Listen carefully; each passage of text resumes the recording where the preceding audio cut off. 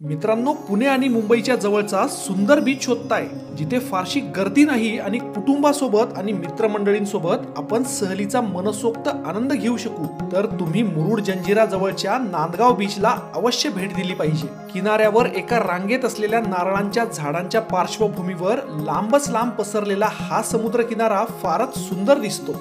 ह्या किनाऱ्यावर आपण वॉटर स्पोर्ट्सचा सुद्धा आनंद घेऊ शकतो। हा नांदगाव बीच पुण्यापासून फक्त 160 किलोमीटर तर मुंबईपासून 130 किलोमीटर आहे। आम्ही या बीच जवळच्या ह्या नंदाई व्हिलामध्ये राहिलो। 2 एकर परिसरात नारळ सुपारीच्या बागेत असलेल्या या नंदाई व्हिलामध्ये आम्ही समुद्रातल्या ताज्या पापलेट, सुरमई आणि कोळंबीचा आस्वाद घेतला। उकडीच्या मोदकांची चव सुद्धा आम्ही इथे चाखली।